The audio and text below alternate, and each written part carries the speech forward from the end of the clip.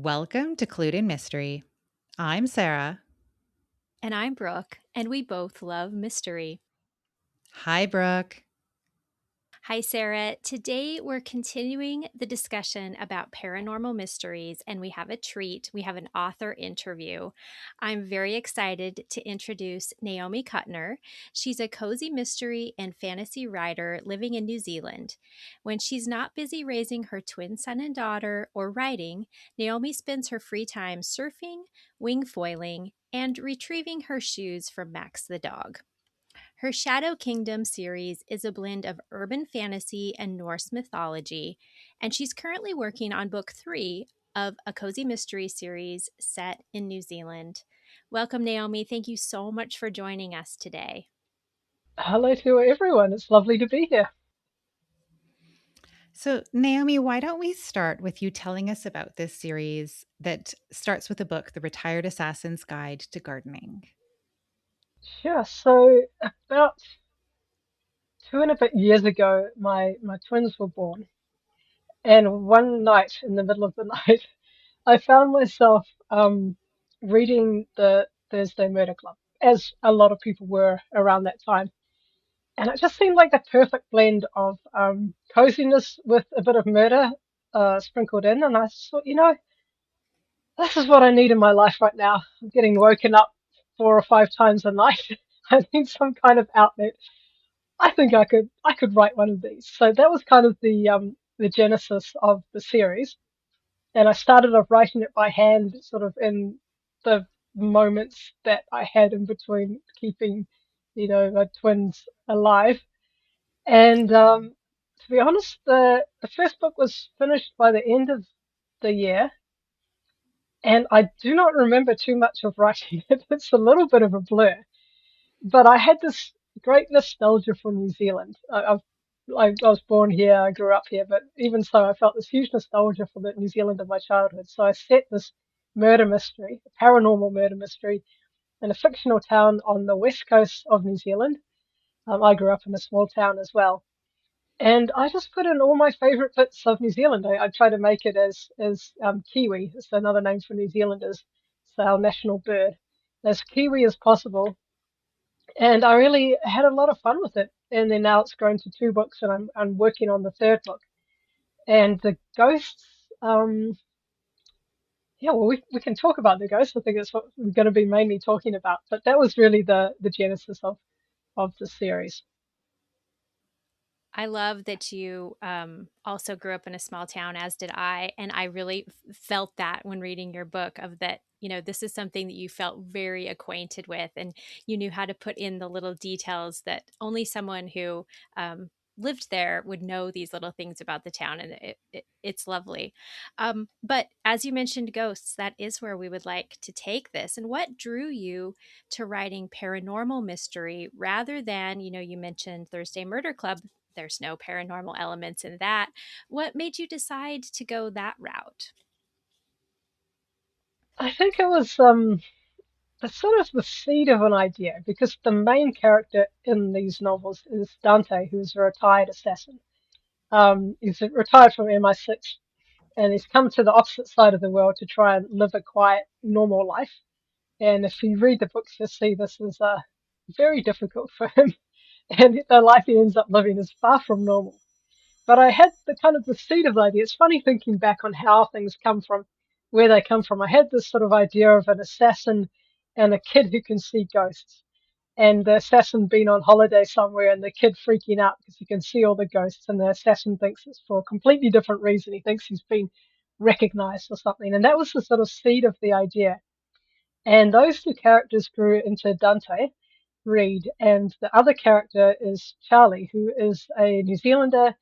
He's around 20, and he ends up being Dante's gardener, and he can see ghosts. So that was the seed of the idea. But I also had been thinking about the idea of mysteries in general, and how a mystery with ghosts, it could end up being very boring, because you could just ask the ghost who killed you, and that would be a very unsatisfying way to solve a mystery. So I was thinking, well, how could you write a mystery with ghosts and still have all the things that you have in a mystery where you want the detectives to have clues and red herrings and all that kind of thing. So I started thinking about ghosts in that way, and that they're not just hanging around, wanting to help the sleuths. They've kind of got their own things going on. They've got their own agendas.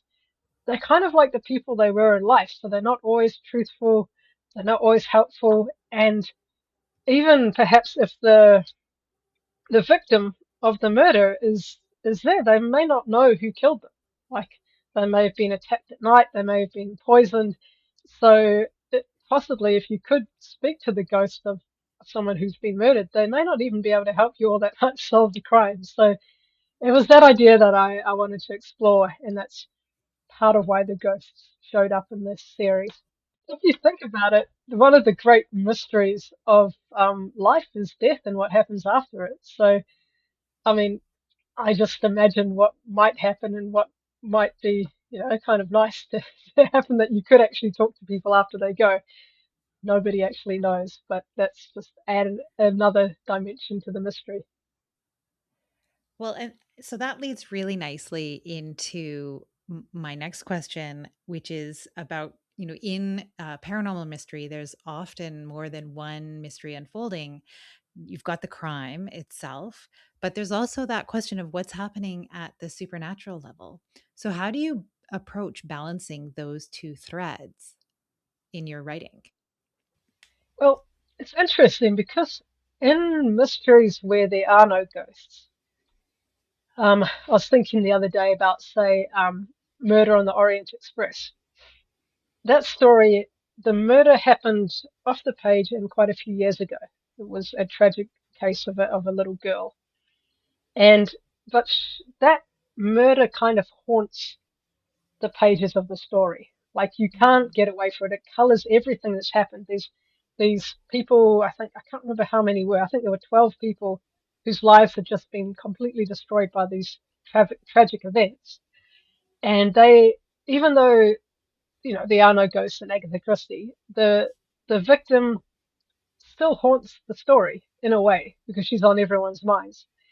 And so I found that the way that I deal with the ghosts is a little bit different in each story, and this kind of comes down to a world building question, because when you're writing any kind of story, but particularly paranormal, you kind of get to make up the rules of the world of the ghosts.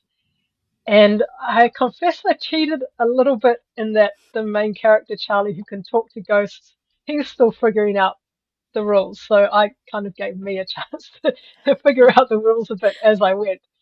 But in this particular world, some ghosts pass on immediately after they die because they have no unfinished business. They're ready to carry on to whatever the next stage is, and some hang around.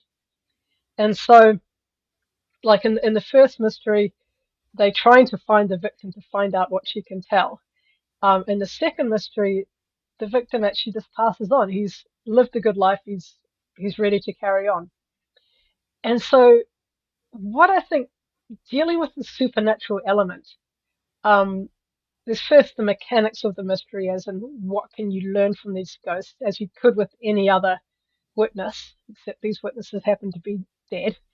But then there's the idea of catharsis, because hopefully when the sleuths successfully solve the mystery, they get closure for that victim, and then that person can pass on, or something like that. And it's kind of that hopefully happens in real life as well, whether they're ghosts or not. But I guess it's the way of kind of um, making that abstract idea concrete within the rules of this world.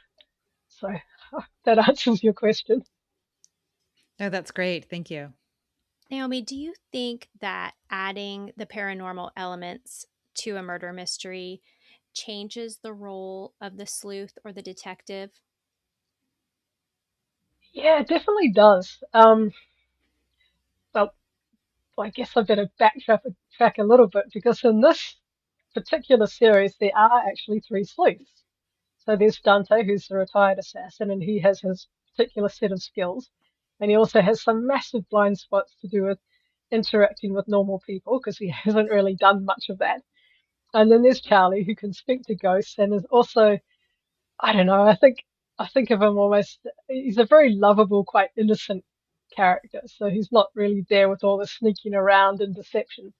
But then there's Eleanor, who is a retiree with her own checkered past, who's very good at that kind of um, being sly and getting things out of people and all that kind of thing. So it definitely does, um, like you can approach the mystery from those three angles with three very different characters that all have very different roles.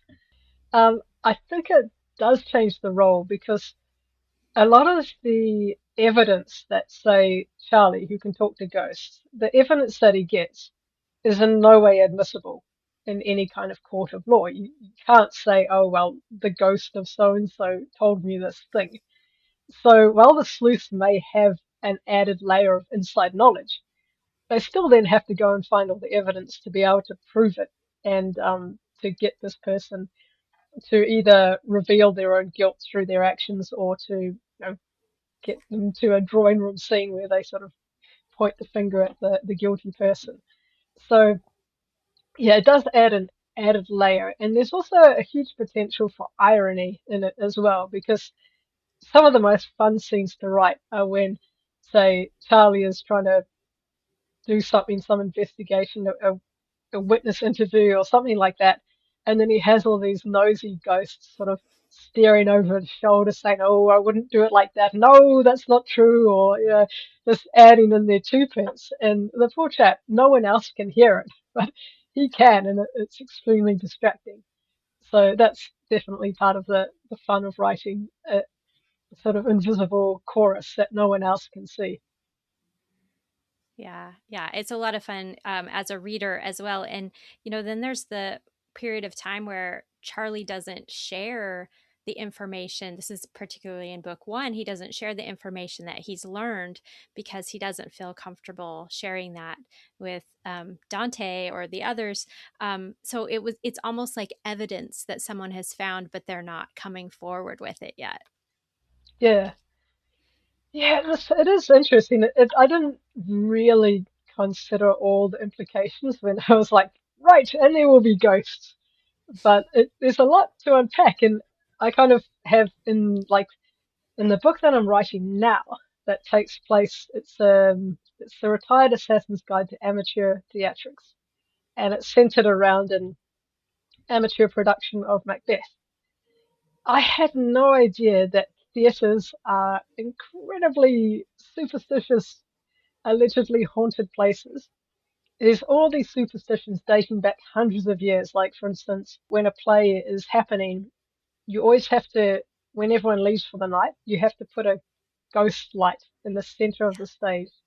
And there's all these different theories about whether it's to keep the ghosts happy or to keep the ghosts away, and all of these things that are still very much part of many theatres, especially the old ones. And the old ones are often, they have like several ghost stories attached to them because a lot of the old theatres also caught fire at various times in their history.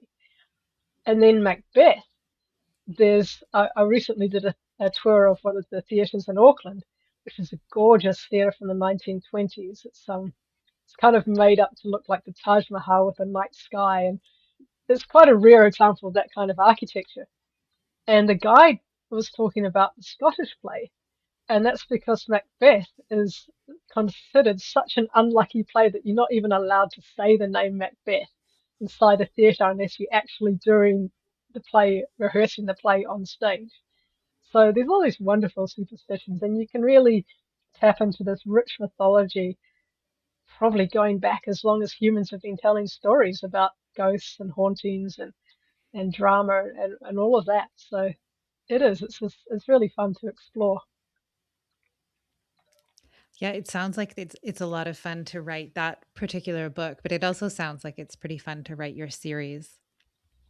I have been having so much fun.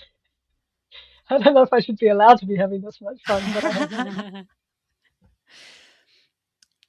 Mystery readers often care very strongly about fair play or the idea that the reader should have access to the same clues as the detective. how do paranormal characters like ghosts complicate that? You touched on this earlier when you were talking about, you know, that Dante could ask, "How did you die?" Right? Um, so how do you? And you've touched a little bit on how you work around that. Um, but are there any other ways that you avoid that complication or work around that complication because those characters know more than would be available to a traditional detective? Hmm. I think actually in this latest, the one book I'm writing at the moment, I've been playing with the idea. I don't know if I should say this. I don't think it's a spoiler. About how ghosts have their own agendas, so they can be deceptive. So while the sleuth may have access to extra knowledge than a traditional detective, that can also be misleading, and you can't exactly completely rely on it. Just because someone's a ghost doesn't mean they have abandoned their own agenda, or they can't be somehow involved in the crime, or something like that, or may want to mislead the sleuths for their own purposes. But I agree, like fair play, I take that very seriously as well. And I think so far I've provided everyone with all the clues. Like they get the clues at the same time as the sleuths. And what I do like, which is something that Agatha Christie was a total amazing maestro of, or maestra, um, is that she gives you all the information, but she misrepresents it, and she kind of builds in assumptions when she's giving you the information. She slips in all these assumptions into it that are then going to totally misdirect you as a reader to go off in the wrong direction.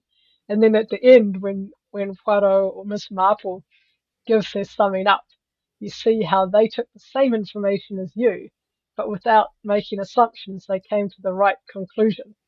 And I think that's also part of the art of writing a good mystery, is being able to do that. So you have played fair with the reader, but you still manage to pull the rug out from under their feet at the end, hopefully, by misdirecting them with the facts, which is again one of the kind of sleight of hands of writing a good mystery. I had not previously thought about ghosts being unreliable characters, and I think I'm going to have to think about that a little bit more. Yeah, I mean, there's all those poltergeist stories and so on. I mean, they're not necessarily benevolent, really. So yeah, still part of the world building. I think that it's interesting. We also want to think that every ghost wears his some sort of historical costume too. You know, you see the jokes about uh, that they wouldn't be in modern clothing, and they can also be telling lies because they're Mm. just people. That's I just love thinking about that as well. Yeah, and by and large, the ghosts of this little town in New Zealand are, um, they just kind of got getting on with their afterlife in a way, and they're just as gossipy and eccentric as they were in life, which is again quite a lot of fun to write. Um, and then of course you have the ghosts who are really up to no good. So yeah, I guess it all comes along with the whole small town vibe, and the small towns where a sleuth happens to live end up being very dangerous places to live for yourself. You should definitely move out if an amateur detective ever comes to move into your small town, because the body count will just sort of soar up off the charts. Isn't that true? Well, share with us a little bit about your writing process, as far as like what your routine is and how you like to build your stories. Sure. So usually I just start with a seed of an idea, which is something that usually goes like, wouldn't it be fun if blah blah blah. So I thought, wouldn't it be fun if there was a theatre production that Dante was involved in? And I thought it should be a very murdery one, like Macbeth. And then supposing he has to play a murderer in the play, and then he's trying to pretend not to be a murderer while everyone's trying to get him to be very murderish, and so on. So that's usually like the grain of the idea. I definitely started off as a pantser, so someone who sort of makes up the plot as they go along. And after writing the first mystery, I discovered that that is a very, very labor-intensive way to write a mystery. Ideally, when you write a mystery, you should know who done it and what they done and how they done it. And if you don't, then you end up doing a lot of rewrites. So I slowly swung more and more into the plotting camp, but I still find that I can only get the plot advanced to a certain point when I just need to start writing the actual story. And at the moment, for instance, I've written the first draft of this third book, and then while I'm revising it, I came up with I think, a good idea to change the plot quite a bit and add in an extra twist. And so then that means a bunch more revising. So I sort of swing back between plotting and pantsing. And I don't know, I kind of look in admiration at the people who are able to just write a beautiful, detailed plot and then just write the whole thing out in one go. Um, they must exist somewhere, but maybe they're not as many as I think there are. But yeah, so that's kind of the writing process. And yeah, I generally try to write every day when my children are asleep or at daycare. And yeah, just carry on through to the end basically, and then keep on revising until it looks shipshape, and then send it to my editor and my beta readers. So that's kind of how it works. Who are some of your favorite authors writing in this space? Yeah, so I mean that's one of those questions that I often blank on because there's so many.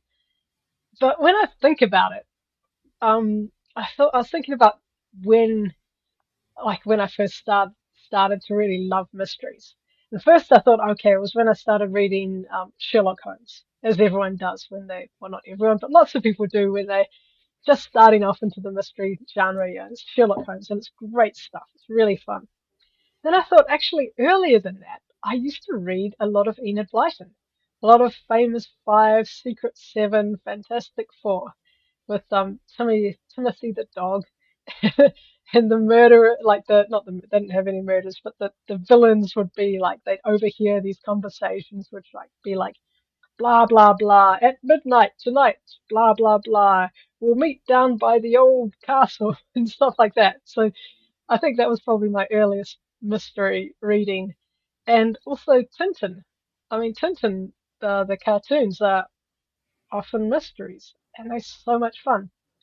So then the others would be Dorothy Sayers, Agatha Christie, of course, and then Laurie R. King, who does wonderful historic Sherlock Holmes reimaginings, Alexander McCall Smith, um, Ben Aronovich, who does this great urban fantasy police procedurals. And then there's kind of more unusual ones, like Lois McMaster Bujold. She does a lot of her Vorkosigan stories are actually, when you look at them sideways, there's often a mystery there. Or Terry Pratchett with his Night Watch series, which are police procedurals, but they are also mysteries. I mean, even Harry Potter has, like, I think the first three books are mysteries, definitely the first two. So I think mystery is one of those wonderful genres that come into so many books because one of the great ways to keep a reader reading is to ask a question and then solve it over the course of the story. So yeah, I mean, and there are like a whole other boatload of writers who are writing great mysteries right now. And my reading list is so long, and there's so little time to actually clear it. But yeah, Yeah, I share that affliction, Naomi, that our reading lists are just so long we'll never get through. And yeah. every new books come out that look fantastic. Oh, so many, so many. So Naomi, share with our listeners where they can find out more about you and your books. So all my books are on Amazon. If you look up The Retired Assassin's Guide, you'll find the series there. And they are also have been made into audiobooks. And I'm very happy to say that the narrator is a New Zealander, because often New Zealand accents end up sort of falling somewhere outside of New Zealand, anywhere from Australia to South Africa. But the narrator is a Kiwi who's done a fantastic job, as well as doing all the other voices as well. And yeah, so if you just look up the Retired Assassin's Guide on Amazon, you'll find them all there. Wonderful. Well, thank you again for joining us today. And thank you, listeners, for joining us on Clued in Mystery. Until next time, I'm Brooke. And I'm Sarah, and we both love mystery. Clued in Mystery is written and produced by Brooke Peterson and Sarah M. Stephen. Music is by Shane Ivers. If you liked what you heard, please consider telling a friend, leaving a review, or subscribing with your favorite podcast listening app. Visit our website to sign up for our newsletter, The Clued In Chronicle, and get mystery news, podcast updates, and bonus episodes. We're on social media at Clued In Mystery.